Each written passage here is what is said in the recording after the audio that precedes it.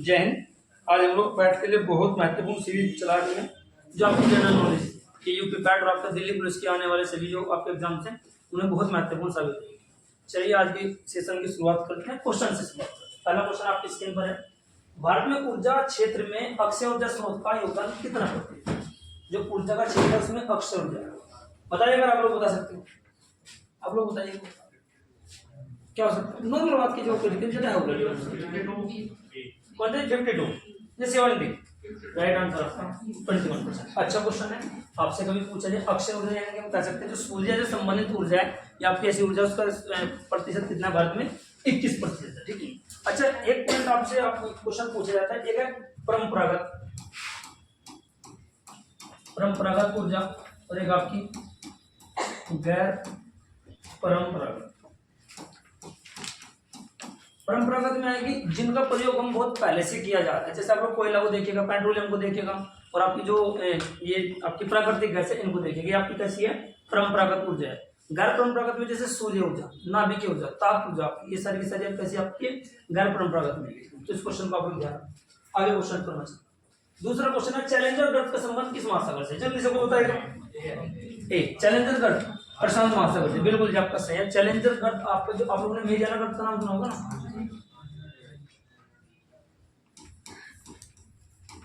Mariana गर्त जिसकी गहराई आपकी 11,037 मीटर है और ये किससे संबंधित आपका प्रशांत महासागर से। तो प्रशांत महासागर का सबसे गहरा स्थान मेरियाना गर्त है, चैलेंजर गर्त आपका उसी से संबंधित है। इसके अलावा प्रशांत महासागर की जो शेप है वो ओ आकार की है। कैसे आकार की है? ओ आकार की। दुनिया का सबसे बड़ा जो महासागर है कौन सा आपका? प्रशांत महासागर है, हिंद महासागर। इसकी आकृति त्रिभुजाकार है, इसकी आकृति कैसी है? त्रिभुजाकार। और इसका जो सबसे गहरा स्थल है वो कौन सा आपका? सुंदरगढ़।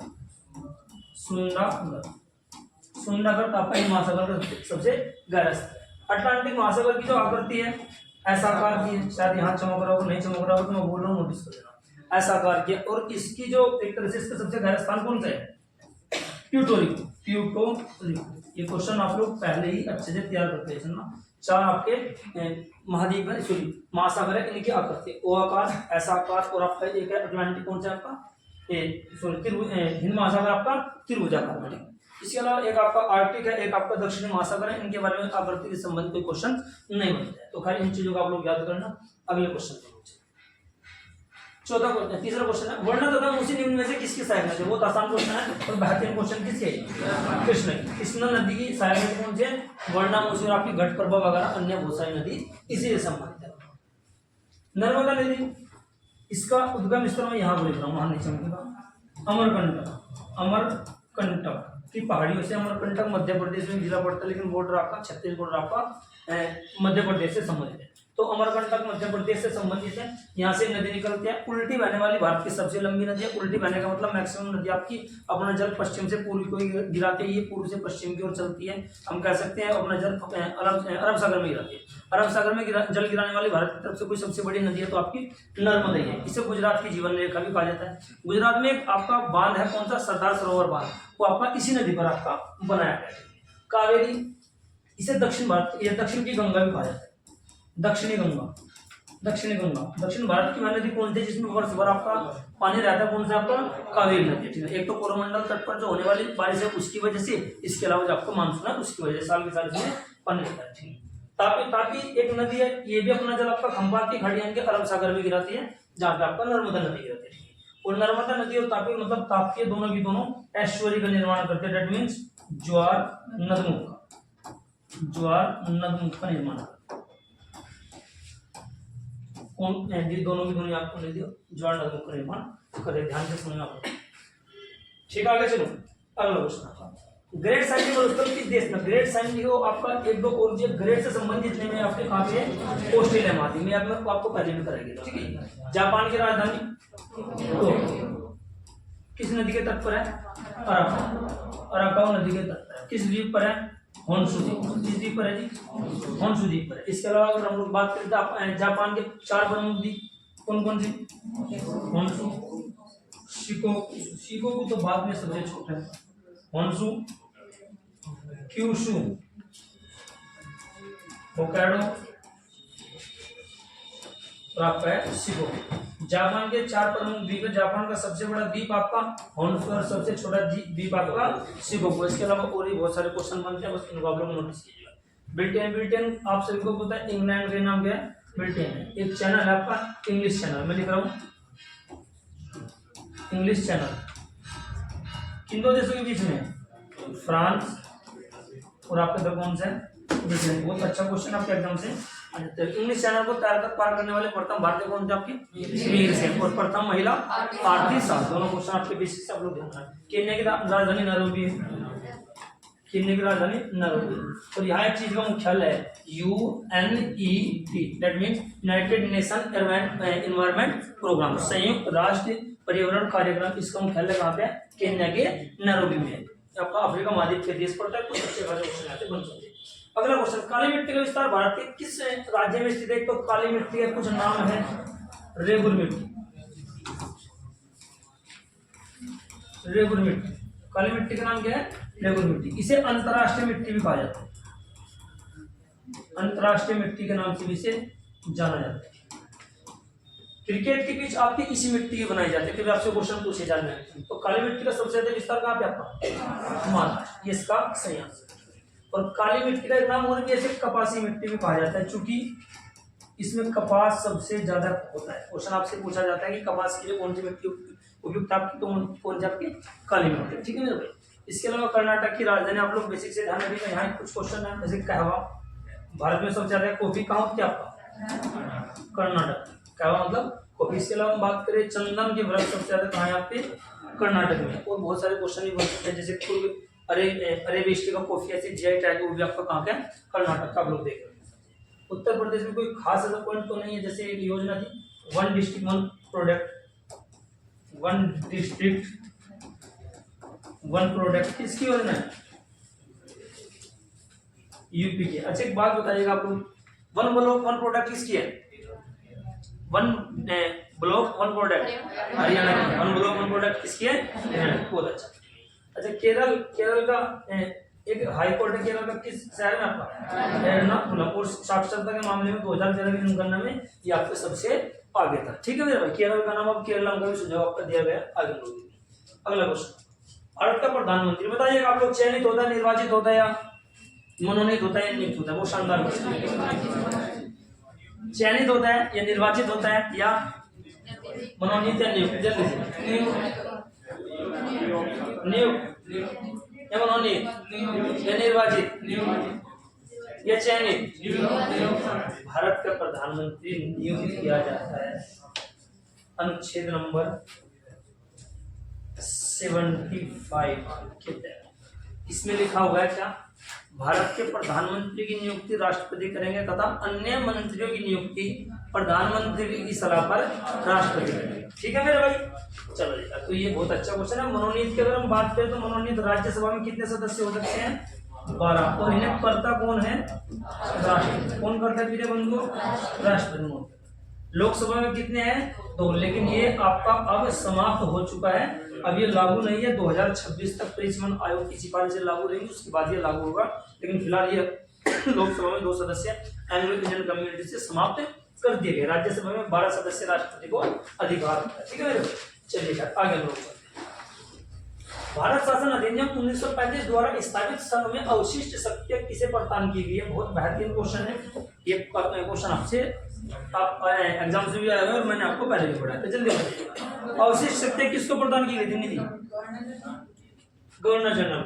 और कोई, गवर्नर जनरल से जो अवशिष्ट शक्तियां मतलब केंद्र जिन पर कानून बना सकता है, तो केंद्र का हुआ मामला, राज्य जिन पर बना सकता है राज्य पर। लेकिन जो बची आपको संबंधित सूची वर्तमान में कहते हैं, उन्हें पहले अवशिष्ट शक्तियों के नाम से जाना जाता था। तो कहाँ है आपके, गवर्नर जनरल को, गवर्नर जनरल के अंदर आपके निर्धारित की गई।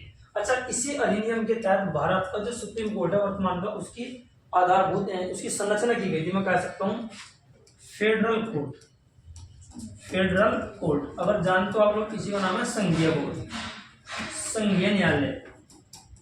संघीय न्यायालय की स्थापना 1937 में प्रिय बंधु इसी समय की गई थी, इसी अधिनियम के तहत की गई थी। क्वेश्चन आपसे आ सकता है वर्तमान में भारत का जो सुप्रीम कोर्ट है किस भारत शासन अधिनियम के तहत उसके रूपरेखा तैयार की गई थी? भारत शासन अधिनियम 1935 के तहत। अच्छा, इसे लघु संविधान या मिनी कॉन्स्टिट्यूशन के नाम से भी जाना जाता है।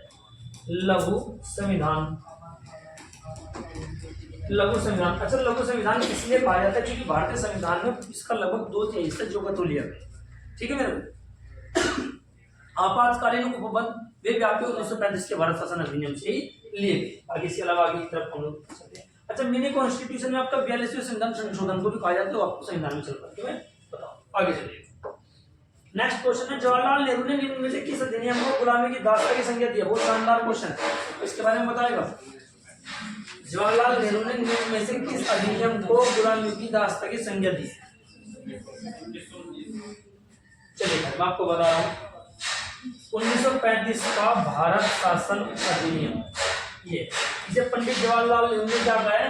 गुलामी की दास्ता का। पंडित मदन मोहन मालवीय ने इसको कहा है अंदर से खोखला अधिनियम। कौन सा है? 1935 का है। और किसने कहा था? पंडित मदन मोहन मालवीय ने। अभी जवाहरलाल नेहरू ने इसको क्या कहा था? आपका गुलामी की दास्ता। ठीक है मेरे भाई, चलिए आगे की तरफ। यहाँ से अच्छे क्वेश्चन। संविधान के निर्माण के लिए गठित संविधान सभा का प्रतीक चिन्ह क्या था? शानदार क्वेश्चन, जल्दी से बताइएगा, आसान है। गुलाब, कमल, हाथी या तिरंगा? राइट आंसर हाथी। जो भारतीय संविधान सभा के लोग थे प्रतीक के रूप में या मोहर के रूप में किसी चीज का प्रयोग कर रहे थे? हाथी का प्रयोग। ठीक है, हाथी की सूंड का जो मुंह इससे दिखाया गया उसका प्रयोग कर रहे थे। ठीक है मेरे भाई। अच्छा, भारतीय संविधान सभा का गठन कब किया गया? 9 दिसंबर 1946। जिस दिन इसकी पहली तिथि होती है उसी दिन एक तरह से संविधान सभा का गठन किया गया। तो ये हुई कहाँ थी आपकी? वैसे दिल्ली के बिरला हाउस कह सकते हैं, वो दिल्ली में थी। इसके अध्यक्ष कौन थे? ऐसे बने थे डॉक्टर सच्चिदानंद सिन्हा। ठीक है मेरे बंधु, अगली 11 दिसंबर 1946।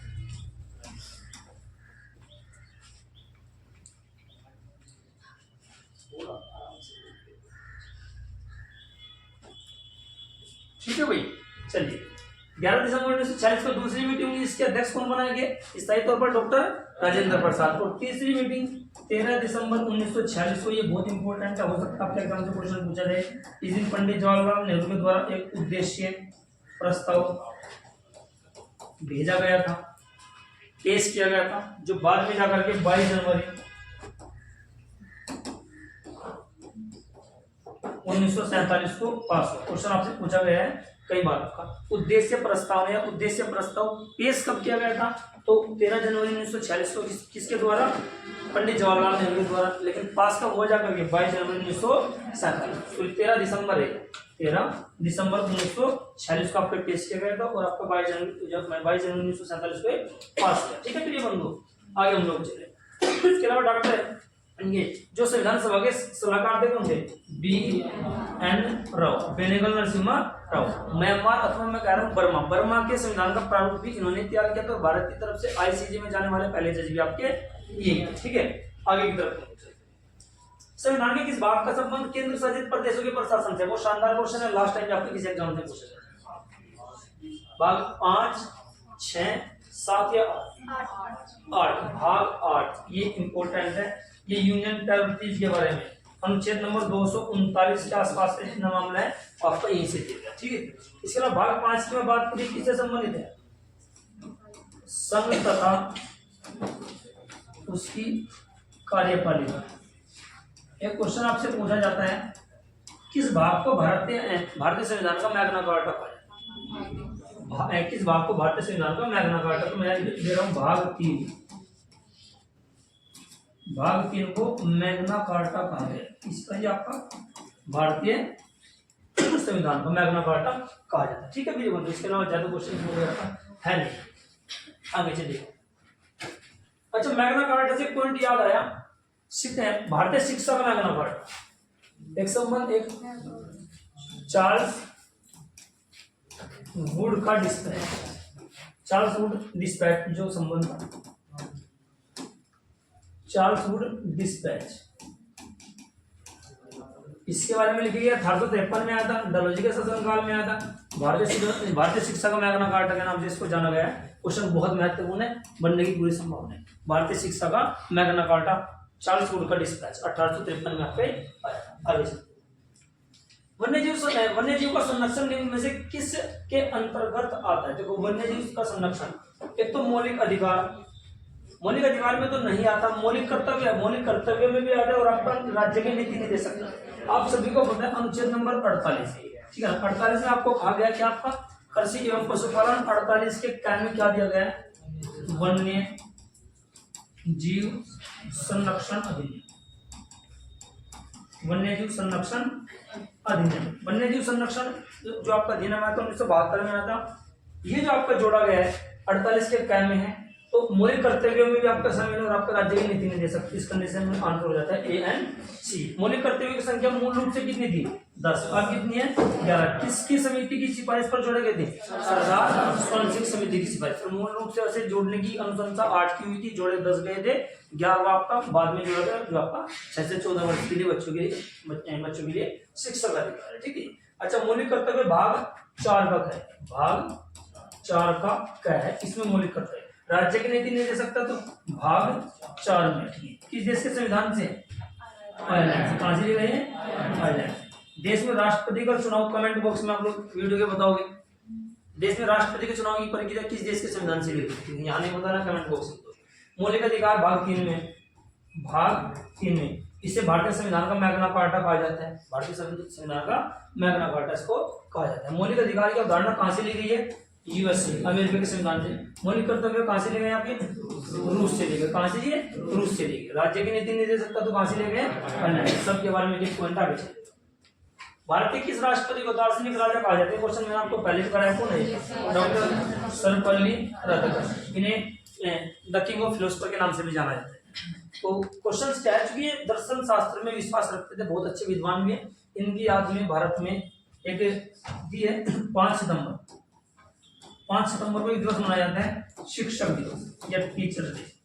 शिक्षक दिवस है, भारतीय राष्ट्रीय शिक्षक दिवस आपका इन्हीं की याद में मनाया जाता है। कि इनकी याद में आपका डॉक्टर सर्वपल्ली राधाकृष्णन। देश के पहले उपराष्ट्रपति भी थे, लेकिन दूसरे नंबर पर जाकर के देश के राष्ट्रपति बन गए थे। डॉक्टर राजेंद्र प्रसाद देश के पहले राष्ट्रपति थे। इनका सारे टाइम पीरियड 1950 से 1962 तक रहा है। सबसे ज्यादा समय तक देश में राष्ट्रपति के पद पर रहने वाले कैंडिडेट कौन थे?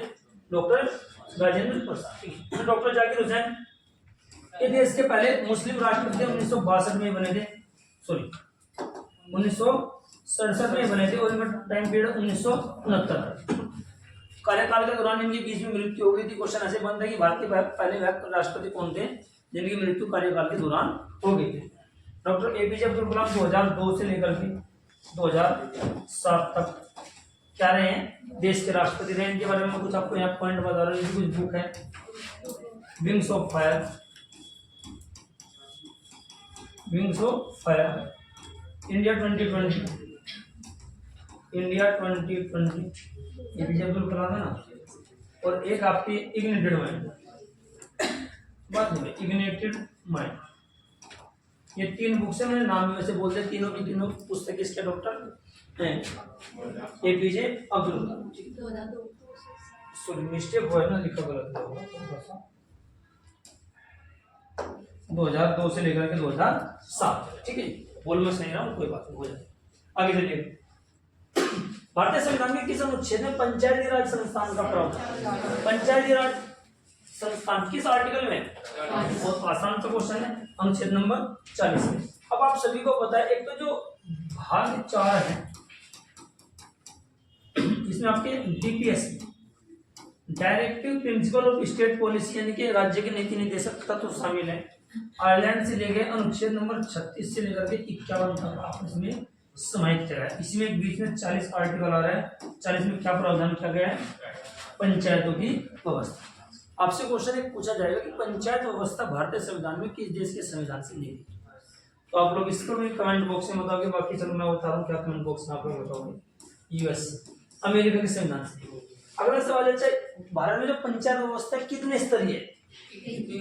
नया पेज ले लेता हूँ। ये पंचायत भारत में 3 स्तरीय है। एक आपकी जिला स्तरीय, एक आपकी क्षेत्रीय, क्षेत्रीय को हम लोग विखंड के नाम से भी जानते हैं, इसको हम पंचायत समिति के भी नाम से भी जानते हैं, इसको ब्लॉक सिस्टम के नाम से भी जानते हैं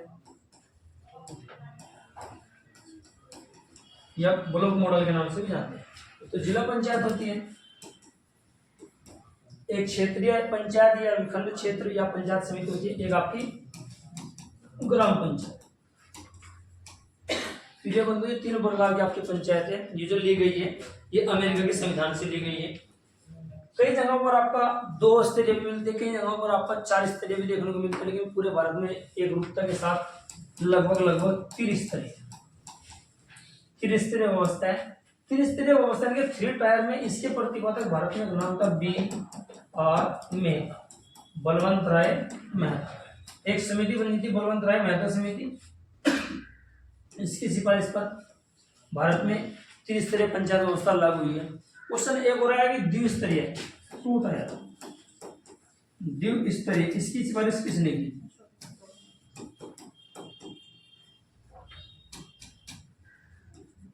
द्विस्तरीय, तो इसके लिए एक नाम आता है अशोक मेहता समिति। अशोक मेहता समिति ये आपकी द्विस्तरीय से संबंधित है, सिफारिश की गई थी लेकिन मानी गई थी बलवंत राय मेहता की। भारत में पंचायत राज व्यवस्था की जो शुरुआत है 2 अक्टूबर 1959 राजस्थान में जन्म पड़ती है नागौर जिला है राजस्थान में, यहाँ से भारत में इसकी शुरुआत हुई थी। लेकिन ये संवैधानिक नहीं है, संवैधानिक दर्जा भारत में पंचायतों को जाकर के 1992 के आसपास मिला है, जब आपका 92 एंड 93 92 व 93 संविधान संशोधन 73 और 74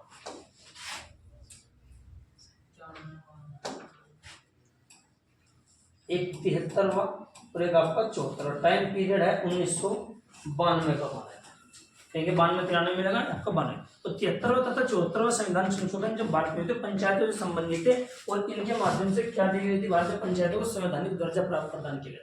यानी कि अब से पहले संविधान में इनका कोई उल्लेख नहीं था, संविधान में उल्लेख तो था लेकिन इतना ये नहीं था कि इस तरह से हो गया, इनके लिए कोई कानून नहीं बनाए गए थे। अब इन्हें संवैधानिक दर्जा दिया गया, मजबूत हुई आपकी। तो क्वेश्चन एक आया हुआ है, भारत में पंचायती राज व्यवस्था सबसे पहले राजस्थान में लागू हुई थी, लेकिन संवैधानिक दर्जा प्राप्त होने के बाद किस राज्य में सबसे पहले भारत में पंचायती राज व्यवस्था लागू हुई? तो मध्य प्रदेश इसका आंसर है। अभी आपसे क्वेश्चन पूछा जाने लगे तो आप लोग इसके लिए भी तैयार रहना। तो भारत में पंचायत व्यवस्था त्रिस्तरीय है, जिला स्तर आपका ब्लॉक स्तर कह सकते हो, आपका ग्राम स्तर, ग्राम पंचायत, क्षेत्र पंचायत और आपका जिला पंचायत, त्रिस्तरीय पंचायत। अच्छा, ये जो आपका ब्लॉक मॉडल स्पेशल आपसे पूछ लिया जाए कि ब्लॉक मॉडल या ब्लॉक सिस्टम, ये भी आपका अमेरिका में इसको ब्लॉक सिस्टम बोलते हैं, वहां से जो आपका लिया गया। बाकी इसके अलावा जैसे क्वेश्चन होगा आपको कर लेना।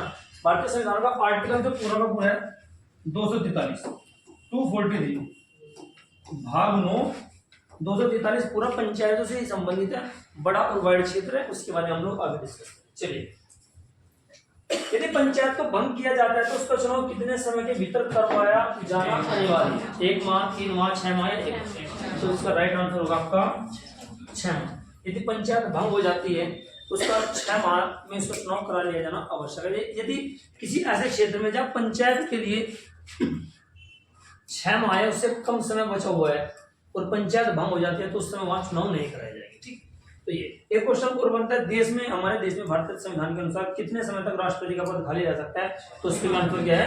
6 माह। यानी कि हम कह सकते हैं राष्ट्रपति का चुनाव, यानी नए राष्ट्रपति का चुनाव 6 माह के अंदर कराया जाना अनिवार्य है। राष्ट्रपति के पद को 6 माह से ज्यादा हम लोग खाली नहीं रख सकते। अच्छा, यदि राष्ट्रपति का पद खाली हो जाए उनकी जगह कौन आएंगे? उपराष्ट्रपति। उपराष्ट्रपति भी अगर ना रहे या रिजाइन देते तो कौन आएंगे?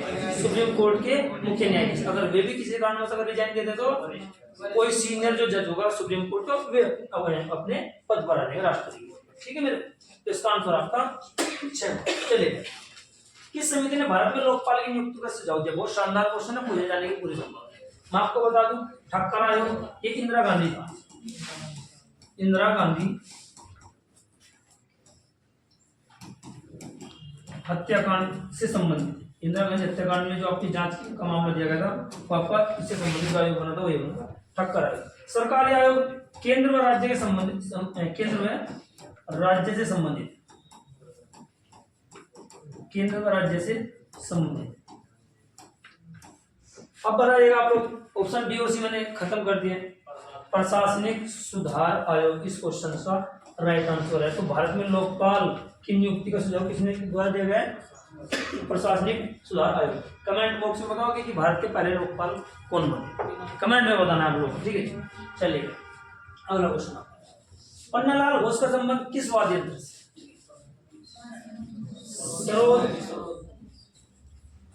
पंडित शिव कुमार शर्मा बजाते हैं, सुना होगा नाम। शिव कुमार शर्मा का संबंध सरोद से। शहनाई बिस्मिल्लाह खान, बिस्मिल्लाह खान। इसके अलावा पन्नालाल घोष बांसुरी वाला, ये बांसुरी वाला,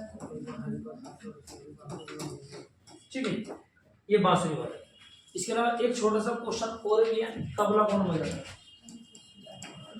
तबला वादक जाकिर, जाकिर इन्हें तबला वादक के नाम से जाना जाता है।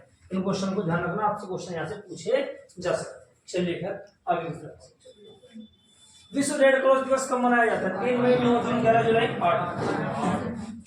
11 जुलाई विश्व जनसंख्या दिवस, विश्व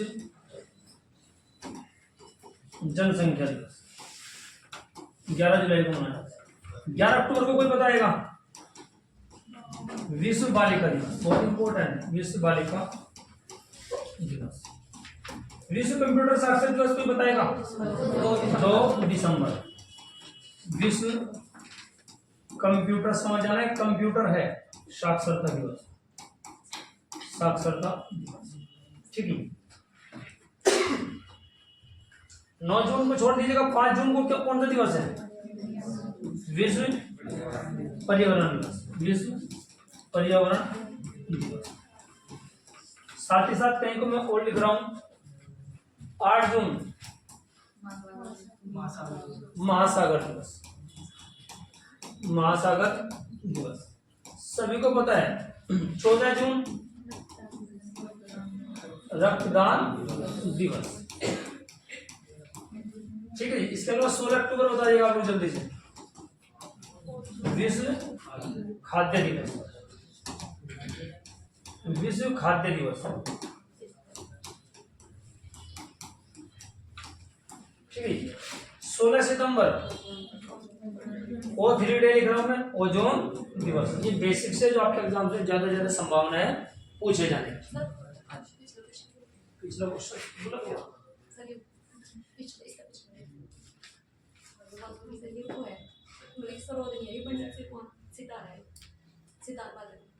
पंडित शिव कुमार शर्मा क्या बजाते हैं?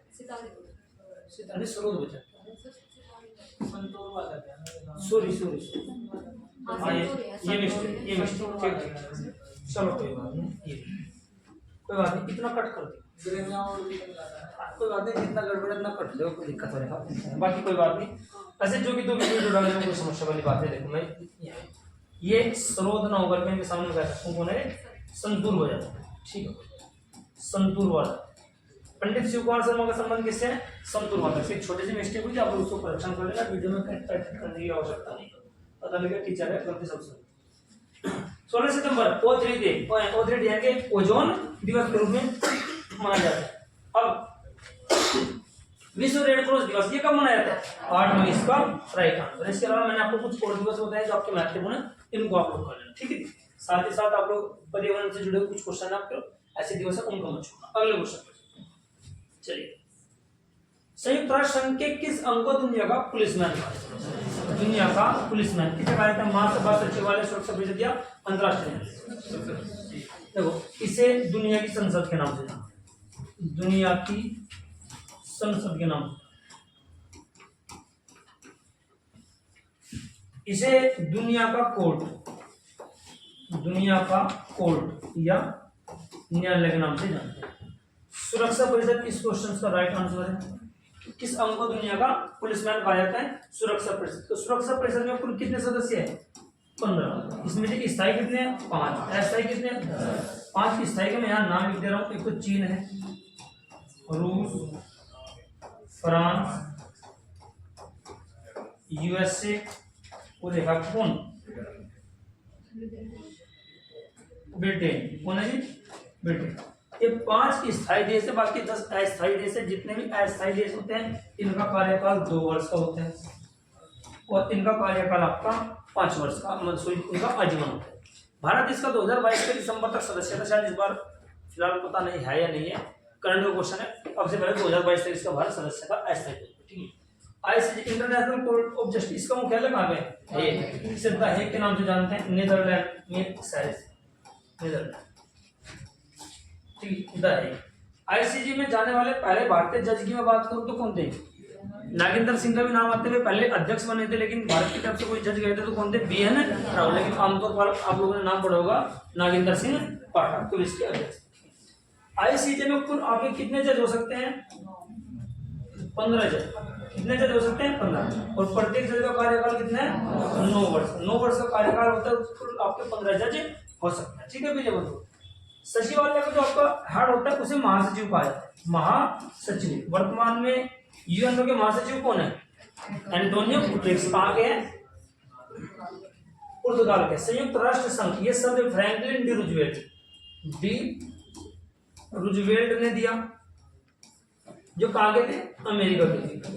इसके अलावा अगर मैं बातचीत करूं इनके बारे में तो 24 अक्टूबर 1945 को यूएनओ की स्थापना हुई। मुख्यालय कहाँ पे इसका, न्यूयॉर्क में। इसकी कुल भाषाएं कितनी है, 6। 2 में कार्य चलता है, एक इंग्लिश है, एक आपकी कौन सी है, फ्रेंच है। तो कार्यकारी भाषा इसकी कौन सी है, 2 है, बाकी ऑफिशियल इसकी कितनी है, 6। चलिए कर आगे की तरफ। मेगास्थनीज ने भारतीय समाज को कितने भागों में विभाजित किया था, 4, 6, 7, 9। सबसे पहली बात, मेगास्थनीज किसके दरबार में था, चंद्रगुप्त मौर्य। चंद्रगुप्त मौर्य 322 ईसा पूर्व गद्दी पर बैठकर 298 ईसा पूर्व तक आप गद्दी पर रहे। चंद्रगुप्त मौर्य ऐसे शासक थे जिन्होंने अपने प्राण, एक तो जैन धर्म से संबंधित, कौन सा धर्म था आपका, जैन धर्म। यहाँ से आपको क्वेश्चन एग्जाम से देखने को मिलेगा, जैन धर्म से संबंधित थे। इन्होंने अपने प्राण संथारा या संलेखना, हो सकते हैं क्वेश्चन पेपर में छप रहा हो, संलेखना विधि के द्वारा इन्होंने अपने प्राण क्या कहते हैं, कहाँ जाकर के, कर्नाटक की पहाड़ी कौन थी, श्रवण बेलगोला। इन पहाड़ियों पर जाकर के इन्होंने अपने प्राण त्याग दिए थे। संथारा संलेखना विधि, संथारा संलेखना विधि आपकी जैन धर्म से संबंधित है, यानी कि अपने आप को खुद को भूखे प्यासे रह करके अपने प्राण त्याग देना, ये क्या कहलाता है आपकी संथारा अथवा संलेखना। क्वेश्चन आते हैं कि किस शासक के द्वारा अपने प्राण संथारा संलेखना विधि के द्वारा त्यागे गए थे, तो चंद्रगुप्त मौर्य के द्वारा त्यागे थे। अच्छा, इसके अलावा मैं बात करूं, इनका एक युद्ध हुआ था सेल्यूकस निकेटर के साथ, सेल्यूकस निकेटर 305 ईसा पूर्व में। इस युद्ध में सेल्यूकस निकेटर आपका, ये हम कह सकते हैं कि जो सिकंदर था, सिकंदर के उत्तरवर्ती शासक हुए आपके वहां पे। तो उसका सपना था भारत को जीतना, क्योंकि सिकंदर का भी था वो तो पूरा नहीं हो पाया था, तो इसने सोचा कि मैं ही पूरा कर दूं। सामने चंद्रगुप्त मौर्य था। चंद्रगुप्त मौर्य के प्रधानमंत्री उस समय कौन थे, चाणक्य। कौन थे, चाणक्य। और इनका एक सपना था अखंड भारत का, क्योंकि गणानंद ने इनको अपने दरबार से बेइज्जत करके निकाल दिया था, ठीक है। तो इसके बाद खैर किसी भी तरीके से जो कहानी आप क्लास में अलग से बताई जाएगी, चंद्रगुप्त मौर्य गद्दी पर बैठ जाते हैं, मौर्य वंश की मौर्य साम्राज्य की स्थापना की जाती है। पहला साम्राज्य भी आपका क्वेश्चन आपसे पूछा जाए, कौन सा वंश है जो पहला साम्राज्य बना, कौन था आपका, मौर्य। सब कहानी आपकी चली रही थी। खैर सेल्यूकस निकेटर के साथ 305 ईसा पूर्व में युद्ध हुआ, और जिसमें आपको सेल्यूकस निकेटर की हार हुई, चंद्रगुप्त मौर्य जीत गए। और उसके बाद उन्होंने मजबूरी बस, और भी कुछ हुए थे, कुछ हाथी भी उनको गिफ्ट में दिए गए थे सेल्यूकस निकेटर को। उन्होंने अपने पुत्री का विवाह भी इनके साथ किया था। छोड़िए के बातों को, बस मेगास्थनीज जो एक दार्शनिक था, मजबूरी में ये भेजना पड़ता किसको, चंद्रगुप्त मौर्य के दरबार में सेल्यूकस निकेटर को। और मेगास्थनीज की एक पुस्तक है जिसका नाम है इंडिया, उसमें उसने पाटलिपुत्र के प्रशासन के बारे में वर्णन किया। तो यहाँ क्वेश्चन है कि उसने अपने बुक में भारतीय समाज को कितने भागों में विभाजित किया है, तो सही आंसर है इसका 7। दार्शनिक अगर बहुत सारे आपके है, 7 से आपको मतलब नहीं, लेकिन 7 आपके कितने भागों में विभाजित किया गया, ठीक है।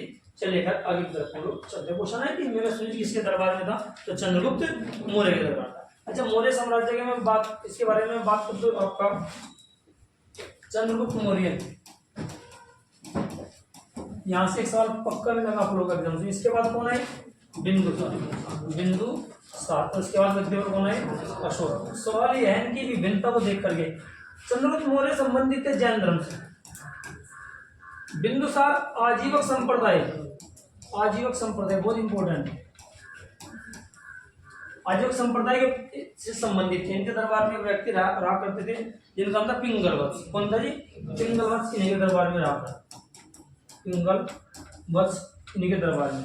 और अशोक किस धर्म का उपासक था? बौद्ध धर्म का उपासक था, बौद्ध धर्म का। तो 3 राजा हैं, एक के बाद एक, तीनों के तीनों कहीं ना कहीं अलग अलग पंथों से संबंधित है। तो यहाँ से क्वेश्चन आपके एग्जाम में बन सकता है। तो बिंदुसार से संबंधित एक पिंगलवत्स वाला क्वेश्चन भी आपका बना हुआ है, ठीक है। चलिएगा आगे हम लोग चलते। अगला क्वेश्चन है, स्वामी विवेकानंद के द्वारा बेलूर मठ की स्थापना कब और कहाँ की गई थी? जल्दी से बताइएगा। इसका सही आंसर 1897, बेलूर आपका पश्चिम बंगाल, सॉरी बोल सही ना, मिस्टेक है। 1897 में आपका बेलूर मठ की स्थापना की गई, ठीक है। अच्छा, कुछ क्वेश्चन आपसे बनते हैं। स्वामी विवेकानंद की याद में एक दिवस मनाया जाता है, कौन सा? 12 जनवरी को भारत में कौन सा युवा। अच्छा, एक इन्होंने 1896 में एक संस्था की स्थापना की थी जिसे कहा जाता है रामकृष्ण मिशन की स्थापना 1896 ईस्वी में की गई थी। इसके अलावा अगर हम लोग और बात करें, 1887 में इतिहास से संबंधित एक पॉइंट है, भारत का पहला जो नगर निगम, तो ये तो 1687 ये नहीं। इसके अलावा आप लोग और देखिएगा, स्वामी विवेकानंद 1893 ईस्वी में ये कहाँ गए थे? आपके शिकागो धर्म सम्मेलन, भारत की तरफ से इन्होंने भाग लिया था। मैं बात जो कर रहा था 1687 ईस्वी में क्वेश्चन बनते हैं, भारत का पहला नगर निगम कौन सा है? मद्रास। चेन्नई इस समय नहीं था, तो क्वेश्चन आपसे कभी बनने लगे कि भारत का पहला नगर निगम कौन बना था? आपका मद्रासी। क्वेश्चन आपका कई बार आ भी चुका, ठीक है। क्वेश्चन जब रिलेवेंट होते हैं तो ऑप्शन क्लिक कर जाते हैं। चलिए आगे की तरफ हम लोग चलते हैं। किस गवर्नर जनरल के कार्यकाल के दौरान नेटिव मैरिज एक्ट इंपोर्टेंट है? किसके दौरान है? आपके कैनिंग, नॉर्थब्रुक, इरविन या उपयुक्त में से कोई नहीं? नॉर्थब्रुक। इसके शासनकाल में आपका नेटिव मैरिज एक्ट है। 1872 से लेकर के और 76 तक इसका शासनकाल रहा है। इसके शासनकाल में कोई ज्यादा खास कार्य नहीं है। एक आंदोलन है आपका प्रमुख कूका आंदोलन या कूका विद्रोह किसके शासनकाल में होता? आपका नॉर्थब्रुक के शासनकाल में। कैनिंग के शासनकाल में 1857 का रिवॉल्यूशन, 1857 की क्या हुई थी? क्रांति। इसे प्रथम स्वाधीनता संग्राम किसने कहा था? वीडी सावरकर ने कहा। इसके अलावा और हम लोग बात करें इरविन का जो शासनकाल है आपका 1926 से लेकर के 1931 तक। गांधी इरविन समझौता हुआ था आपको इसी समय हुआ। इसके अलावा कोई ज्यादा पॉइंट के बारे में नहीं बनते हैं। 1857 क्रांति के बारे में आगे कोई क्वेश्चन आएगा उसमें हम आपको बताते हैं, ठीक है। चलिए, एक मैं क्रांतिकारी के रूप में कार्य करता हूँ, यह कथन किसका? जल्दी से आप लोग बताइएगा कमेंट बॉक्स में। आप लोगों को इसका उत्तर बताना है, यहाँ पे कमेंट बॉक्स में। मैं क्रांतिकारी के रूप में कार्य करता हूँ। सुभाष चंद्र बोस, भगत सिंह, जवाहरलाल नेहरू, अरविंद घोष। जल्दी से, ऐसे जो क्वेश्चन आपके एग्जाम से जरूर आएंगे। कौन है जी? सोच रहे हैं जवाहरलाल नेहरू। इन्होंने कहा था कि मैं क्रांतिकारी के रूप में कार्य करता हूँ। पंडित जवाहरलाल नेहरू की कुछ पुस्तकें मैं आप लोगों को बता रहा हूँ, कौन कौन सी? यही लिखो। एक है discovery of India, discovery of India, मैं बोल रहा हूँ, लिख लेना आप लोग। एक है गिलिम्प सीरीज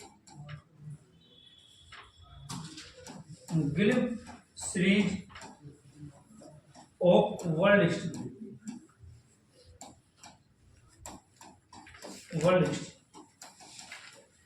एक इनकी बुक और भी है, हु लिव्स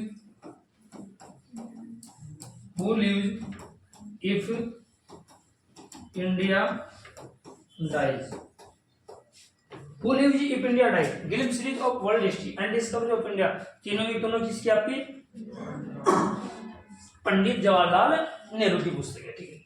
चलिए, अच्छा, सुभाष चंद्र बोस, एक तो इन्हें नेताजी कहा जाता है। और क्वेश्चन बताइए आप लोग, नेताजी किसने कहा था? हिटलर के द्वारा कहा था। संभवतः किसके द्वारा? हिटलर के द्वारा ने क्या कहा गया था? नेताजी सुभाष चंद्र बोस। INA की स्थापना हालांकि पहले हो गया था, लेकिन एक्चुअल क्रेडिट इनको ही जाता है। आजाद हिंद फौज की स्थापना का क्रेडिट इन्हें जाता है। इसके अलावा और हम लोग बात करें 1939 में फॉरवर्ड ब्लॉक की स्थापना कहाँ पे की गई थी? कलकत्ता में। कहाँ पे है? कलकत्ता में। किसके द्वारा? किसके द्वारा? सुभाष चंद्र बोस के द्वारा। इनका एक नारा था दिल्ली चलो। दिल्ली चलो किसने कहा था? सुभाष चंद्र बोस ने। इन्होंने जो आपकी आईएनए थी, मैं कह सकता हूँ आपका जो भारतीय आजाद हिंद फौज थी उसको तीन हिस्सों में बांटा गया था। कौन कौन सी थी आपकी? एक आपकी झांसी बटालियन, एक नेहरू बटालियन, एक आपकी गांधी बटालियन। ये सारे के सारे फैक्ट आपके इनसे संबंधित। कुछ भी तथ्य आप लोगों को छोड़ना नहीं, आपके एग्जाम के लिए बहुत इंपॉर्टेंट है। अच्छी बात समझ में आता है, कुछ ज्यादा और नहीं हो रहा। जैसे आप लोगों से मैं बात नहीं कर रहा, ऐसा नहीं हो रहा, बात आप लोगों से कर जाने का यूट्यूब पे करूंगा, ठीक है। भगत सिंह भारत के एक महान क्रांतिकारी थे, ठीक है जी। अरे याद रहेगा, चलेगा। 23 मार्च 1931 को अंग्रेजों के द्वारा इनको फांसी देगी। जो देश की क्रांति है या देश की आजादी के लिए शहीद हो गए थे, इन्होंने अपने प्राणों को त्याग दिया। चलेगा। अगला क्वेश्चन, विजयनगर साम्राज्य पर शासन करने वाले शासकों का क्रम है। बहुत शानदार क्वेश्चन है, हो सकता है आप लोगों से यहाँ से क्वेश्चन पूछ सकते। सबसे पहले आप लोग बताइए विजयनगर साम्राज्य की स्थापना किसके द्वारा की गई थी? दो नाम है, हरिहर व बुक्का, दो भाई थे, ठीक है ना। इन्होंने विजयनगर साम्राज्य की स्थापना। एक सवाल ये भी, किसके शासनकाल में? 1336 ईस्वी में। किसका शासनकाल था? मोहम्मद बिन तुगलक। सन की इसलिए क्योंकि सन की शासक के नाम से पाया जाता है, तुगलक के नाम से, ठीक है। इनके शासनकाल में इन्होंने क्या किया था? विजयनगर साम्राज्य की स्थापना की गई। अच्छा, इसका जो सही वंश आपका संगम, सुलु, तुलु और अवलुक, बी ऑप्शन इसका राइट आंसर है। तो आप लोगों को ध्यान रखना है। सबसे पहला विजयनगर साम्राज्य में सबसे पहला वंश कौन सा? संगम वंश। एक क्वेश्चन आपसे आएगा, करसन देव राय। करसन देव राय इस पूरे आपके विजयनगर साम्राज्य के सबसे महान शासक हुए और उनका संबंध तुलु वंश है। बस ये क्वेश्चन आप लोग तैयार रखना, किससे? ही तुलु वंश। इसके अलावा कोई ज्यादा तथ्य आप लोग इसमें पढ़ने की आवश्यकता नहीं है, कुछ आगे क्वेश्चन में बताऊंगा। निम्न में से किस मुगल बादशाह ने या किस शासक ने हिंदू मंदिरों को तोड़ने का आदेश दिया? सभी को पता है नूरन घोषण, एक ऐसा घोषक कौन था? औरंगजेब। इसी के द्वारा आदेश दिया गया था हिंदू मंदिरों को तोड़ने का। इसके शासनकाल की बात करूं तो 1658 से लेकर के और 1707 ईस्वी तक इसका शासनकाल है। इसकी पत्नी का नाम क्या था? राबिया उद दुरानी। राबिया उद दुरानी। इसी की याद में मकबरा बना हुआ है जिसका नाम है बीबी का मकबरा, ठीक है। इसके अलावा एक क्वेश्चन आता है, औरंगजेब के शासनकाल में सर्वाधिक हिंदू मनसबदार थे। सर्वाधिक हिंदू मनसबदार, कमेंट बॉक्स में बताइएगा मनसबदारी व्यवस्था किसके द्वारा शुरू की गई? आप भी बता सकते हो आराम से। चलिए, जहांगीर का शासनकाल 1605 से लेकर के 1627 ईस्वी तक। इसके शासनकाल में कह सकते हैं चित्रकारी का काल किसका है? शाहजहां का शासनकाल 1658 से लेकर के 1627 से लेकर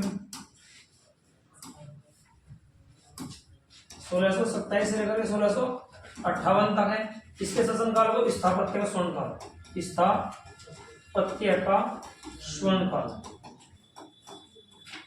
क्योंकि ताजमहल का निर्माण हुआ है, दिल्ली का लाल किला में है। इसके अलावा और भी बहुत सारी आपकी चीजें इस पर तख्ते ताउस मयूर सिंहासन का निर्माण इसी ने कराया था। उस पर आपका क्या रखा जाता था? कोहिनूर हीरा। चलिए, कमेंट बॉक्स में क्वेश्चन ये बताओगे, कोहिनूर हीरा किस खान से प्राप्त हुआ था? कमेंट में बताना, यहाँ नहीं बताना। चलिए आगे की तरफ हम लोग निम्नलिखित विद्रोह तथा प्रभावित क्षेत्रों का सही मिलान कीजिए। फकीर विद्रोह बिल्कुल बंगाल का है, सही। अहोम विद्रोह ये असम का ही है। चौहार विद्रोह झारखंड, ये गलत है। इसके जगह क्या होना चाहिए? बंगाल। ये कहाँ का जी? बंगाल का। इसके अलावा बात करते हैं तेभागा आंदोलन, ये भी आपका बंगाल है। तो इसमें आपका जो आंसर है आपका कौन सा है? सी है। और इसका संयुक्त आपका क्या है? बंगाल है। एक साथ ही साथ मैं आप लोगों के लिख रहा हूँ कूका विद्रोह। कूका कहाँ होता?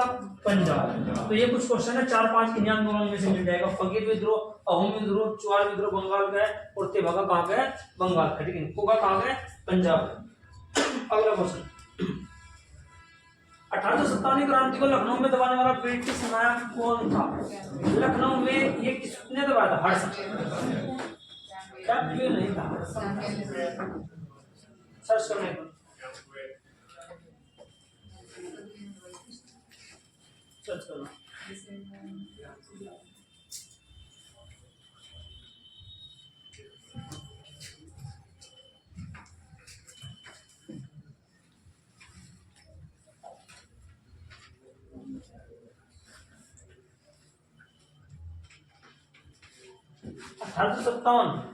लखनऊ से कौन थे उस समय? बेगम कौन है? कैम्पबेल।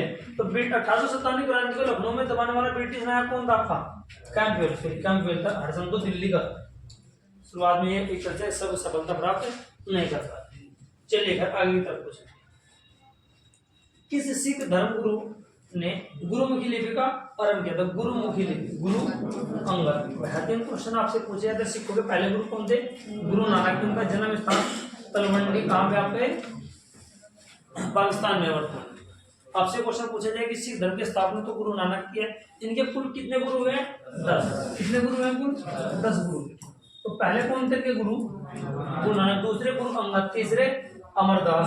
चौथे रामदास। पांचवें गुरु अर्जुन देव। छठे जाके गुरु हरगोविंद। उसके बाद हरराय। उसके बाद हरिकृष्ण। 9वें तेग बहादुर। 10वें कौन थे? गुरु गोविंद सिंह। अब यहाँ से समझिएगा गुरुमुखी लिपि। तो इस क्वेश्चन का आंसर तो आपका ही है। साथ ही साथ एक जो लंगर व्यवस्था थी, लंगर व्यवस्था, इसे चलाया तो था गुरु नानक ने, लेकिन व्यवस्था इसे मतलब है ना व्यवस्थित तरीके से स्थायी तरीके से किसी कौन लाया था उसको? गुरु अंगद ने। इसके अलावा अगर हम लोग बात करें जो अर्जुन देव थे, 5वें गुरु थे अर्जुन देव। ये जहांगीर के शासनकाल में थे। किसके शासनकाल में? जहांगीर ने इनको मृत्यु दंड दिया था। नदी में डुबो करके इनको मरवा दिया गया था। ऐसी कुछ जानकारी। अर्जुन देव 5वें गुरु थे। स्वर्ण मंदिर की स्थापना, गोल्डन टेम्पल है ना, स्वर्ण मंदिर की स्थापना का श्रेय इन्हें जाता। उसके लिए जमीन पहले मिली थी इनसे पहले गुरु। इसके अलावा 9वें गुरु तेग बहादुर थे। तेग बहादुर लाख यातनाएं सहने के बावजूद भी उन्होंने अपना धर्म परिवर्तित नहीं किया था। औरंगजेब के शासनकाल में था। औरंगजेब ने इनको मृत्यु दंड दे दिया था। खालसा पंथ की स्थापना 10वें गुरु कौन थे? गुरु गोविंद सिंह। गुरु गोविंद सिंह ने खालसा पंथ की स्थापना की थी और यह एक तरह से 10वें गुरु थे।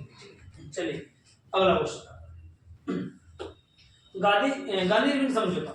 ये गांधी इरविन पैक्ट कब होता था? 5 मार्च 1931 को। एक इस समय आंदोलन चल रहा था कौन सा? सविनय अवज्ञा आंदोलन। सविनय अवज्ञा आंदोलन 5 मार्च 1931 को। इसको रोक करके एक समझौता हुआ था। कौन सा? गांधी इरविन समझौता। अच्छा, सविनय अवज्ञा आंदोलन आप लोग समझिएगा किससे संबंधित है? दांडी यात्रा का नाम सुना होगा। दांडी यात्रा इसी में हुई। गोलमेज सम्मेलन पहला 1930 में हुआ, दूसरा 1931 में हुआ, तीसरा 1932 में हुआ। पहली बार भारतीयों को बराबरी का दर्जा दिया गया था, गोलमेज सम्मेलनों में दिया गया था। ये लंदन में हो रहे थे। राउंड एक टेबल जिसके चारों ओर सबको बैठाया जा रहा था। पहले समझौते में किसी ने हिस्सा नहीं लिया था कांग्रेस की तरफ से। ये विफल हुआ। डॉक्टर भीमराव अम्बेडकर इसमें जाने वाले व्यक्ति थे। 1931 में कांग्रेस को कन्विंस किया गया, मनाया गया। किस तरीके से? ये गांधी समझौते के तहत। तो इस आंदोलन को स्थगित किया गया था, कुछ समय के लिए रोका गया था और इसके तहत महात्मा गांधी दूसरे आंदोलन में दूसरे गोलमेज सम्मेलन में शामिल होने के लिए ब्रिटेन चले गए। लेकिन कुछ कारणों से आपका ये विफल रहा। तो कांग्रेस इसमें गई थी, लेकिन इसमें महात्मा गांधी कह सकते हो गांधी गए थे कांग्रेस की तरफ से, लेकिन ये भी सफल नहीं रहा था। तीसरे में फिर आप कांग्रेस ने की, तो आपका पहले तीसरे में नहीं की। क्वेश्चन एक आता है इन तीनों में हिस्सा भारत की तरफ से डॉक्टर B.R. अम्बेडकर, ठीक है, इन्होंने हिस्सा लिया था तीनों गोलमेज। चलिए अगले क्वेश्चन की तरफ हम लोग चलते। तो वापस आकर के इन्होंने सविनय अवज्ञा आंदोलन दोबारा से शुरू कर दिया। 29 बच्चों, यूएनडीपी ने अपनी पहली मानव विकास रिपोर्ट कब प्रकाशित की थी? UNDP United Nation Development Programme.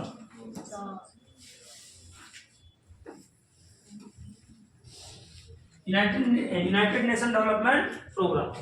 इसलिए एक रिपोर्ट जारी करता है जिसको बोलते हैं HDI, ह्यूमन डेवलपमेंट इंडेक्स, ठीक है, मानव विकास सूचना। HDI जारी करने वाले पहले व्यक्ति कौन थे? महबूब उल हक। ये क्वेश्चन आया हुआ है, ये पाकिस्तान के प्रमुख अर्थशास्त्री थे, इनके साथ और भी थे, उनका कोई नाम नहीं आता है, इनका नाम प्रमुख है। तो पहली जो आपकी मानव विकास रिपोर्ट या HDI जारी की थी 1990, इस समय इसके द्वारा जारी की थी, किसके द्वारा? UNDP के द्वारा, ठीक है मेरे भाई। इनका UNDP का मुख्यालय भी कहाँ पे है? New York, United Nation Development Programme. तो मानव विकास सूचकांक HDI जारी कौन करते हैं? UNDP। चलिए, थर्ड पिलर पुस्तक के लेखक बहुत इंपॉर्टेंट है। थर्ड पिलर पुस्तक के लेखक रघुराम राजन। आप सभी को पता है फॉर्मर गवर्नर ऑफ RBI के पूर्व गवर्नर ये रह चुके हैं। RBI के गवर्नर का कार्यकाल कितना होते हैं? 5 वर्ष। कितना होता है ये? 5 वर्ष। RBI की स्थापना कब हुई थी बताओ? कब हुई थी? 1935। अगर तारीख पूछी जाए 1 अप्रैल 1935। आयोग कौन सा था? हिल्टन यंग आयोग। हिल्टन यंग आयोग, इसकी सिफारिशों पर RBI की स्थापना। RBI का राष्ट्रीयकरण 1949 में था। कितनी लागत पूंजी थी? 5 करोड़। तो इस पुस्तक का, इस क्वेश्चन का सही आंसर क्या है? रघुराम राजन। क्वेश्चन अभी 1.5-2 साल पहले एक सवाल बना था कि रघुराम राजन जब RBI के गवर्नर पद से रिटायर हुए थे तो ये ब्रिटेन US से चले गए। वहाँ किस यूनिवर्सिटी में पढ़ा रहे हैं? तो एक यूनिवर्सिटी शिकागो यूनिवर्सिटी में पढ़ा रहे हैं। तो अब तो पता नहीं शायद पढ़ा रहे हैं नहीं पढ़ा रहे हैं। उस समय का आपको क्वेश्चन आया था, कभी आपसे पूछा जाए, हो सकता है वहीं पढ़ा रहे होंगे, अभी भी हो सकता है आपसे कभी क्वेश्चन पूछे। चलिए अगले क्वेश्चन। विमल जालान RBI के गवर्नर रहे हैं। विनोद राय से संबंधित वेंकैया नायडू आपके पूर्व उपराष्ट्रपति रहे। चलिए, आल्प्स पर्वत के विस्तृत क्षेत्र से संबंधित कौन सा देश है? देखो, आल्प्स पर्वत से संबंधित आपका फ्रांस भी है और आपका स्विट्जरलैंड भी। इस कंडीशन में आंसर क्या होता है? A व B दोनों। जर्मनी का एक शानदार क्वेश्चन है, ब्लैक फॉरेस्ट। बताइए कहाँ है ब्लैक फॉरेस्ट?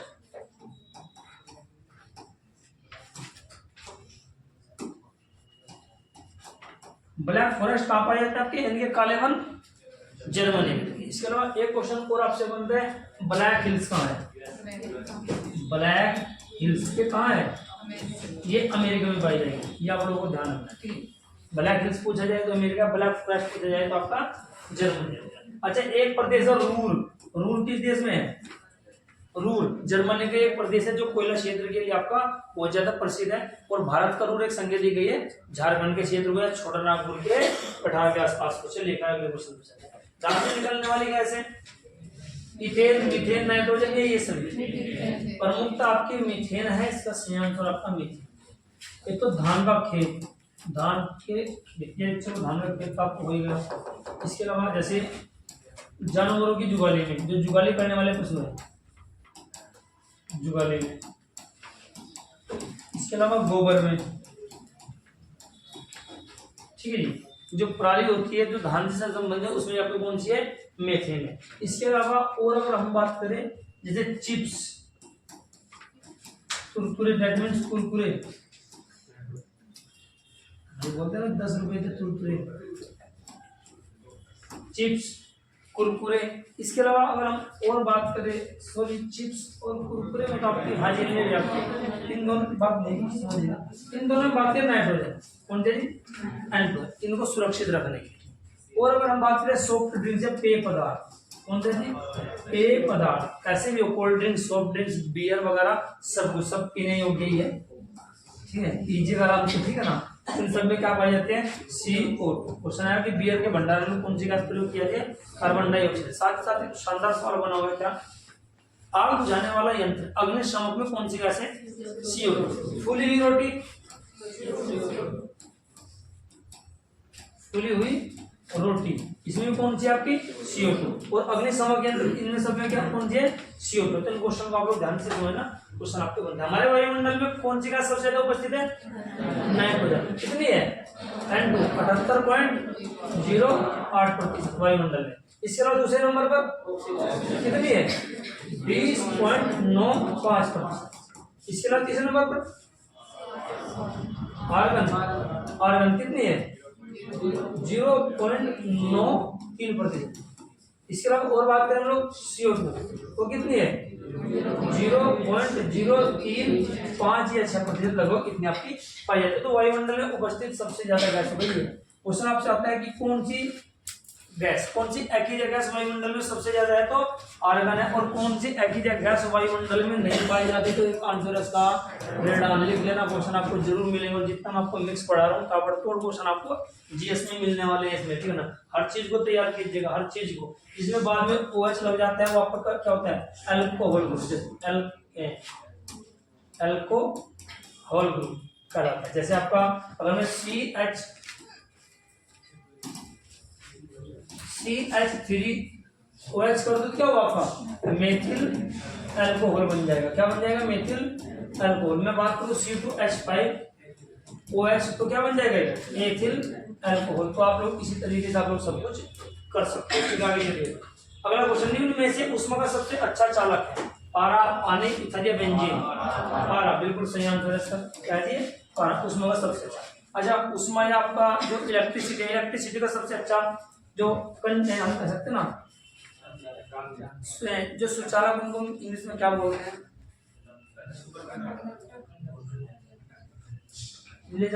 जो भी है देखिएगा। सबसे अच्छा सुचालक चांदी कंडक्टर साइंस को बोलते हैं। दूसरे पर आपका कॉपर यानी कि तांबा है। और तीसरे पर आपका सोना यानी कि गोल्ड है। ठीक है, विद्युत के सबसे अच्छे सुचालक के रूप में पहले आपका सोने को बताया जाएगा, लेकिन एक्चुअल आप लोग इसको चांदी, तांबा और आपका सोना ये विद्युत के सबसे अच्छे सुचालक। आगे चलिए सूर्य की ऊर्जा। एक सवाल आया हुआ है कि बेंजोइक एसिड, बेंजोइक अम्ल यानी कि बेंजोइक अम्ल किसमें पाया जाता है। तो घास पत्ते जो होते हैं ना, घास बेल और पत्ते आदि में क्या पाया जाता है आपका बेंजोइक अम्ल। ध्यान रखना। इसके अलावा कुछ अम्ल आगे भी चल करके डिस्कस।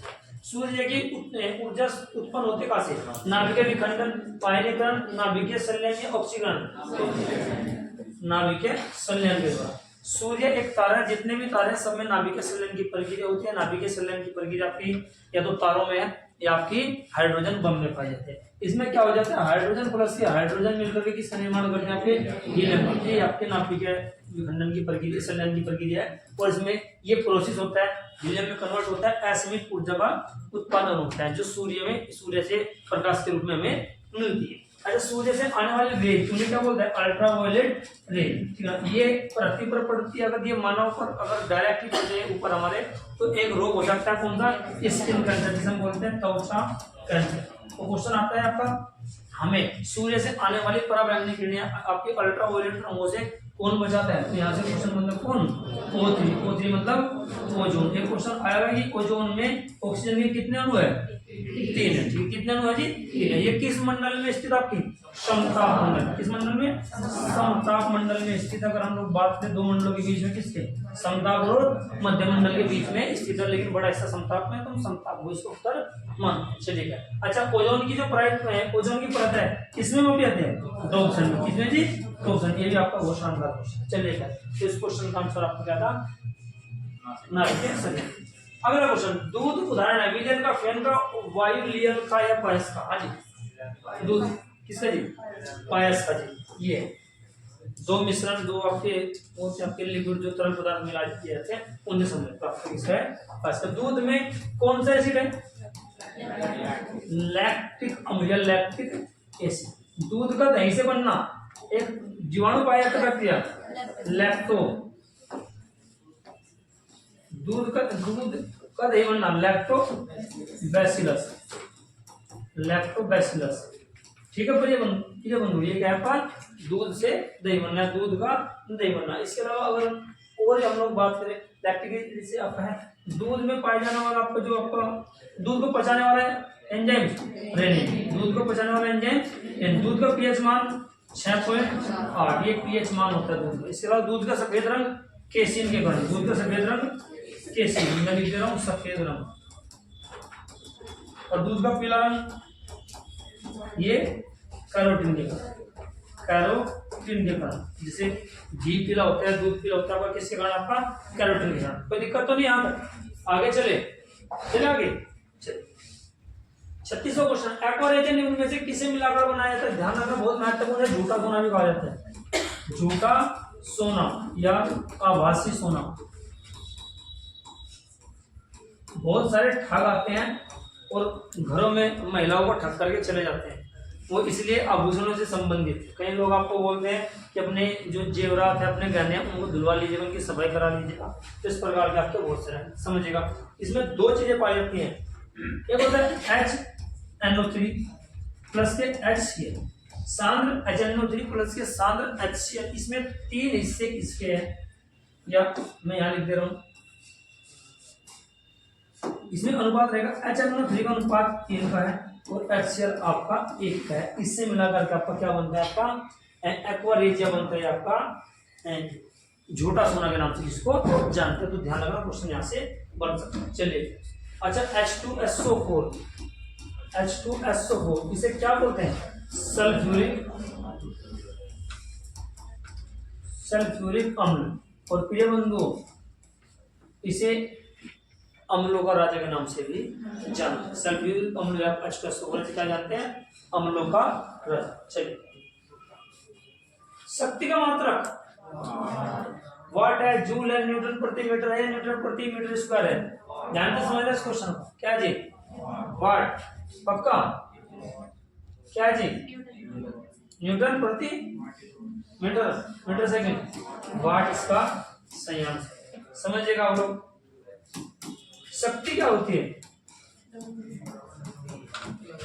कृत कार्य बटे लगा समय, या मैं कह सकता हूं कार्य बटे समय। कार्य का मात्रक जूल, समय का मात्रक सेकंड, दोनों को क्या बोला जाएगा? जूल प्रति सेकंड बोला जाएगा। और जूल प्रति सेकंड ही क्या कहलाता है मेरे बंधु? वाट। क्या जी? वाट। ठीक है जी। तो वाट इसका संयांश है, उसकी जगह जूल प्रति सेकंड भी हो सकता था, जो भी आपको क्वेश्चन। चलिए, क्या जूल किसकी इकाई है? किसकी? ऊष्मा की जो ऐसा यूनिट है क्या आपकी? वो जूल ही है। सबसे छोटी भी और आपकी स्टैंडर्ड यूनिट आपकी यही है। आगे चलेगा। बल का व्यंजक न्यूटन के किस गति के नियम से प्राप्त होता है? बल का व्यंजक क्या है? सबसे पहले F बराबर ma, यानी कि बल बराबर क्या होता है? द्रव्यमान गुना त्वरण। बताइएगा किससे प्राप्त होगा? द्वितीय पहला न्यूटन का दूसरा नियम। पहले नियम से क्या होता है? बल की परिभाषा। बल क्या है? बल वह बाह्य कारक है जो किसी वस्तु या अवस्था में तो परिवर्तन कर सकता है, परिवर्तन करने का प्रयास करता है। ठीक है मेरे दोस्त? तो ये आपका तृतीय नियम आपका क्रिया प्रतिक्रिया का नियम है। प्रथम नियम के कुछ अन्य नाम है, जैसे जड़त्व का नियम, आप लोग इसको भी ध्यान रखना। इसी को हम लोग बोलते हैं गैलीलियो का नियम, इसी को हम बोलते हैं न्यूटन का प्रथम नियम, इसी को बोलते हैं गति का पहला नियम। दूसरा जो गति का नियम है इसको बोलते हैं, क्या बोलते हैं? संवेग संरक्षण का नियम। रॉकेट इसी सिद्धांत पर कार्य करता है। ठीक है? तीसरा क्रिया प्रतिक्रिया का नियम है, जैसे बंदूक से गोली छोड़ते हैं तो बंदूक गोली आगे की ओर, बंदूक पीछे की ओर झटका क्यों देती है? क्रिया प्रतिक्रिया का नियम। यह तैरने का सिद्धांत आपका इसे संबंध है। चलिए, डायनामो एक युक्ति है, एक डिवाइस है जो परिवर्तित करते किसको? रासायनिक ऊर्जा को वैद्युत ऊर्जा में, वैद्युत ऊर्जा को यांत्रिक ऊर्जा में, यांत्रिक ऊर्जा को वैद्युत ऊर्जा में, और वैद्युत ऊर्जा को रासायनिक ऊर्जा में। राइट आंसर, यांत्रिक ऊर्जा को वैद्युत ऊर्जा में। और वैद्युत ऊर्जा को यांत्रिक में कौन बदलता है? इसके बारे में क्या है? वैद्युत मोटर। नहीं समझे? विद्युत मोटर क्या करती है? कन्वर्ट करती है। चलिए आगे की तरफ पहुंचे। अच्छा, एक क्वेश्चन है कि मोमबत्ती क्या करती है? मोमबत्ती दो प्रोसेस है। मोमबत्ती ऊष्मा भी है और प्रकाश भी है, लेकिन किसको बदल लिया? रासायनिक। तो मोमबत्ती रासायनिक ऊर्जा को ऊष्मा में भी बदलती है और प्रकाशीय ऊर्जा में भी बदलती है। जैसा ऑप्शन होगा आप उस हिसाब से कर लेंगे। 40वां क्वेश्चन, दूध का अपेक्षित घनत्व किसके द्वारा मापा जाता है? थोड़ी देर पहले हम लोग कर चुके, किसके लिए? लैक्टोमीटर के। हाइड्रोमीटर जल का घनत्व, ठीक है। हाइग्रोमीटर, इसको आर्द्रता मापी बोलते हैं। क्या बोलते हैं जिसको? आर्द्रता मापी के नाम से जाना जाता है। न्यूट्रोमीटर इससे संबंधित कुछ ज्यादा फैक्ट है नहीं, इलेक्ट्रोमीटर आपका दूर से संबंधित। ठीक है प्रिय बंधुओं, आगे की तरफ 41वां क्वेश्चन, निम्न में से कौन पारिस्थितिकी तंत्र का अजैविक घटक नहीं है? क्वेश्चन शानदार है। पहले समझिएगा, घटक दो प्रकार के, एक है जैविक, एक है अजैविक। ऐसे ऑप्शन देखिए आप लोगों को लग रहा होगा जैसे जीव, प्रकाश, जल, मिट्टी। कौन सा अजैविक घटक नहीं है? मिट्टी। यानी कि जैविक, अजैविक नहीं है तो कैसा है वो? जैविक है। तो प्रिय बंधु इसका सही आंसर चलो अब बताओगे। जैविक घटक में क्या क्या आता है? देखो, जितने भी जीव जंतु है, जीव जंतु, पेड़ पौधे, वनस्पति, सारी किसमें आएगी? जैविक घटक। अजैविक में मिट्टी, पानी, हवा इत्यादि सारी अजैविक में आएगी। अब आप लोग समझ चुके हैं उत्तर क्या होगा? क्या है जी? जीव क्या है? अजैविक है। जीव क्या है? जैविक है। गुजरा अजैविक नहीं है। तो यानी कि जैविक कौन सा? तो कौन सा आपका? जीव है। देखो, जीव जैविक घटक क्या होता है? जिनमें एक तरह से जो गल सड़ करके कुछ चीजें कन्वर्ट किसी चीज में वे बदल सकते हैं। जैसे हम लोग बात करें पेट्रोलियम, क्या है आपका? गल सड़ करके तो आपका बना हुआ है ना, इसी प्रकार से आपका। ठीक है जी। तो जैविक घटक में आपका जीव जंतु, पेड़ पौधे, वनस्पति आ जाएंगे। ठीक है ना, वनस्पति सारी इसमें आ जाएंगी। इसके अलावा अगर हम लोग बात करें अजैविक, मिट्टी, पानी और आपका हवा, तो प्रकाश वगैरह किसमें? सारे अजैविक है। तो इसका आंसर क्या होगा? तो बंधुओं क्वेश्चन आपसे यहाँ से आ सकता है, बहुत अच्छा क्वेश्चन। ठीक है जी। अगला क्वेश्चन देखिएगा, निम्न में से कौन सही कथन नहीं है? कौन सही कथन नहीं है? प्रिय बंधुओं, टमाटर में लाल रंग का एक कारण लाइकोपीन है, बिल्कुल सही है। सेब के लाल रंग का कारण एंथोसायनिन है, ये भी सही है। लाल मिर्च के लाल होने का कारण कैप्साइसिन, ये भी सही है। पपीते का पीला रंग सोलोनिन नहीं है। पपीते का पीला रंग इसकी जगह क्या होना चाहिए? कैरोटीन। अजी कैरोटीन पपीते में पाया जाता है। ठीक है मेरे भाई। इसके अलावा आगे हम लोग क्वेश्चन की तरफ। अच्छा, टमाटर में कौन सा एसिड? ऑक्जेलिक। कौन सा जी? ऑक्जेलिक अम्ल या ऑक्जेलिक एसिड, इसमें जो आपका टमाटर में पाया जाता है। ठीक है। सेब में कौन सा आपका? Malic acid. सेब में कौन सा एसिड आपका? Malic acid. ठीक है, चलिए। इनमें से कौन सा कण रक्त में नहीं पाया जाता? रक्त में आरबी है, आरबीसी पाई जाती है, डब्ल्यूबीसी पाई जाती है, बीमाणु पाए जाते हैं, प्रोथ्रोम्बिन एक प्रोटीन है। इसका सही आंसर है, एक प्रोटीन है। और ये आपका प्लाज्मा रूपी है, इससे आपके संबंधित। जो आपका ब्लड कॉम्बिनेशन है, मैं रक्त की बात करूं, रक्त समूह की खोज किसने की थी? Karl Landsteiner. और रक्त परिसंचरण तंत्र विलियम हार्वे। दोनों पॉइंट का आप लोग ध्यान रखना। ये दो भागों में आपका एक तो प्लाज्मा, एक रक्त कणिका। डिम्बाणु आपका उसमें पाए जाते हैं, कुछ छोटे छोटे पार्टिकल्स। प्लाज्मा में आपका समझिएगा 60% के आसपास ये होता है, 40% बॉडी में ये पाया जाता है। इसमें तीन है आपकी, आरबीसी, डब्ल्यूबीसी और एक आपका प्लेटलेट। ये आपकी इस प्रकार से पाए जाते हैं। आरबीसी का जीवन काल आपका 90 से 120 दिन, और आपका इनका जो आकार होता है सिरों से चपटा डंबल नुमा होता है। इसके अलावा हम बात करें डब्ल्यूबीसी 2 से 4 दिन ये जीवंत रहती है। बॉडी की इम्यूनिटी पावर को प्रतिरोधक अक्षमता के लिए क्या होता है? डब्ल्यूबीसी। प्लाज्मा आपका एक तरह से रंगहीन है, पानी की मात्रा बहुत ज्यादा, 60% का 90% इसमें क्या मिलेगा? पानी मिलेगा। 10% में आपको क्या मिलेगा? अन्य अकार्बनिक पदार्थ आपको मिलने वाला है। ये कुछ बेसिक चलिए। द्वितीय गोलमेज सम्मेलन का आयोजन कब किया गया था? क्वेश्चन आपका ऑप्शन के हिसाब से होने वाला है, ध्यान से समझने वाले। दिसंबर में हुआ था, 1931 में हुआ था। और आप सभी को पता है कि इसके बाद आपका कांग्रेस का भी अधिवेशन हुआ। तो आप लोग बताओ, 8 नवंबर 1931, 12 अक्टूबर 1931, 24 दिसंबर 1931, क्या लग रहा है ऑप्शन? 7 सितंबर 1931।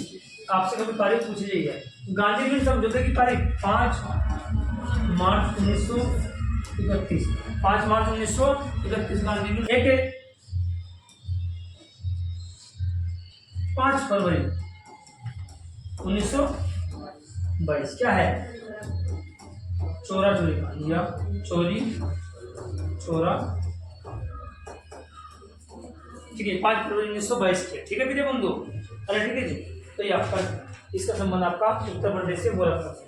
बाकी इसके अलावा पूछने 8 नवंबर अगर हम बात करें 2015 में विमुद्रीकरण, 2017 में 16 में विमुद्रीकरण हुआ था, नोटबंदी 8 नवंबर। चलिए 1942 में डॉक्टर राजेंद्र प्रसाद को गिरफ्तार करके किस जेल में रखा गया? भागलपुर, हजारीबाग, बागी, थोड़ी जेल होता है। एक तो नहीं, बिहार के गांधी के नाम से जाना जाता है डॉक्टर राजेंद्र प्रसाद, तो बिहार से संबंधित, तो बिहार की एक जेल थी कौन सी? बांकीपुर। डॉक्टर राजेंद्र प्रसाद को गिरफ्तार करके यहाँ रखा गया था 1943। क्या मामला था? जब operation zero hour, operation zero hour भारतीय नेताओं को गिरफ्तार करने के लिए जो चला गया था ऑपरेशन जीरो आवर, उस समय सभी को गिरफ्तार किया गया था। जैसे महात्मा गांधी को कहाँ रखा गया था? आपका आगा खां पैलेस में रखा गया था, ठीक है ना, गिरफ्तार करके। तो आपका जीरो आवर के तहत जब इनको गिरफ्तार किया गया था, कहाँ रखा गया था? आपका बागीपुर में रखा गया। आगे व्यक्तिगत सत्याग्रह में प्रथम सत्याग्रही किसे चुना गया था? विनोबा भावे, भारत की तरफ से। अच्छा, एक तो उनका आंदोलन था भूदान, कौन था जी? भूदान आंदोलन, कौन था जी? बात नहीं, भूदान आंदोलन, इनका आंदोलन। 1957 में इन्हें एक पुरस्कार मिला, क्या नाम था? रेमन मैग्सेसे, या 1957 में मिला था। रेमन मैग्सेसे पुरस्कार पाने वाले प्रथम भारतीय कौन थे? आचार्य विनोबा भावे। सरदार पटेल, आप सभी जानते हो 31 अक्टूबर इनकी याद में एकता दिवस भारत में मनाया जाता है। डॉक्टर राजेंद्र प्रसाद भारत के पहले राष्ट्रपति थे, पंडित जवाहरलाल नेहरू देश के पहले प्रधानमंत्री थे। आगे चलिए, निम्न में से किसने मित्र मेला संघ की शुरुआत की? अच्छा क्वेश्चन है, मिल सकता है। वीडी सावरकर, बाद में जाकर के अभिनव भारत के नाम से भी आपके चल गया, ठीक है, तो वीडी सावरकर इसमें। नेक्स्ट क्वेश्चन, वर्तमान में कितने कंपनियों को क्रमशः महारत्न तथा नवरत्न का दर्जा प्राप्त है? इसमें ऐसा ऑप्शन नहीं है, मैं आपको अलग से बता रहा हूँ। ये चारों ऑप्शन मैं कट कर रहा हूँ, ये गलत है। उत्तर इसका है 12 है 14। महारत्न कितनी है? 12 होंगी।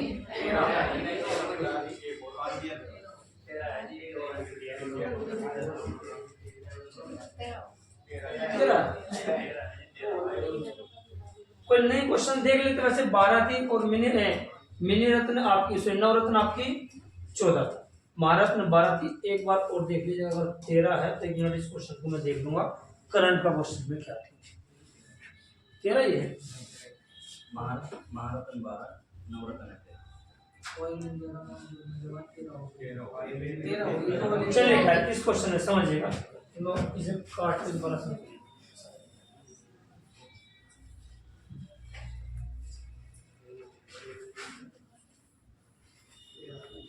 अगला क्वेश्चन आपकी स्क्रीन पे, वर्तमान में कितने कंपनियों को क्रम से महारत्न और नवरत्न का दर्जा प्राप्त है? ऐसा ऑप्शन कोई मुझे दिखाई नहीं दे रहा है।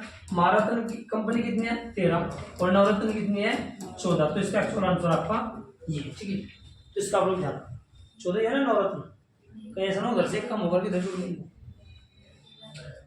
महारत्न 13, नवरत्न कितनी है? ये सवाल वीडियो में ही ग्लाइकोसिस किस रूप में परिवर्तित होता है? यह परिवर्तन होता है, तो आंसर है ग्लूकोज पायरुविक अम्ल। अब मुझे बताइएगा, तो ग्लूकोज का सूत्र C6H12O, ये ग्लूकोज का सूत्र है। पहला तथ्य तो आपका ही। इसके अलावा अगर मैं और बात करूं, मानव शरीर में ग्लूकोज किस रूप में रहता है? ग्लाइकोजन के रूप। ये लिवर में रहता है, मानव लिवर में जो ग्लूकोज है किस रूप में रहता है? ग्लाइकोजन के रूप में। आवश्यकता पड़ने पर वहां से अपना भोजन बनाना शुरू कर देता है, कार्बोहाइड्रेट के रूप में परिवर्तित होना शुरू हो जाता है। एक सवाल आपको आपके एग्जाम से, वसा को पचाने वाला एंजाइम तो कौन सा है? लाइपेज। कौन सा जी? लाइपेज। वजन को पचाने वाला एंजाइम कौन सा आपका? लाइपेज। जितने भी कार्बोहाइड्रेट है सारे मूल रूप से शर्करा है, ये मैं कह सकता हूँ ग्लूकोज है, कह सकता हूँ मैं मिठास। जितने भी आपके कार्बोहाइड्रेट है, त्वरित ऊर्जा प्रदान करने के लिए क्या दिया जाता है आपका? मक्का में भरपूर रूप से क्या पाया जाता है? कार्बोहाइड्रेट। मक्का में कौन सा प्रोटीन पाया जाता है? एक तो मूंगफली में कौन सा है? मूंगफली में तो इरेची,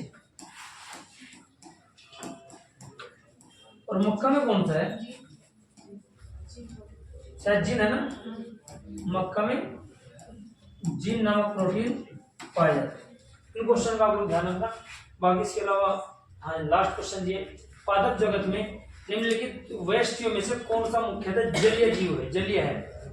ब्रायोफाइट, टेरिडोफाइटा, नावर्त बीजीय, शैवाल। शैवाल ये क्या है? ये जलीय है। अच्छा आप सभी को पता, शैवाल मतलब एल्गी, एल्गी या एल्गाई बोलते हैं शायद इसको, एल्गाई बोलते हैं। क्वेश्चन आता है कि वह क्या है जो बल्ब के प्रकाश में, बल्ब के प्रकाश में, बल्ब के प्रकाश में प्रकाश संश्लेषण की प्रक्रिया पूरी करता है। प्रकाश संश्लेषण की प्रक्रिया पूरी करता है। चाहे आपके शैवाल, इसको हम अपने मूल रूप से मूल भाषा में काई के नाम से जानते हैं। जो आपका पानी होता है ना, पानी के क्षेत्र में आपको लग जाते हैं, उसे हम लोग जानते हैं। ठीक है जी। तो ये आपका बल्ब के प्रकाश में आपको क्या कर सकता है? प्रकाश संश्लेषण।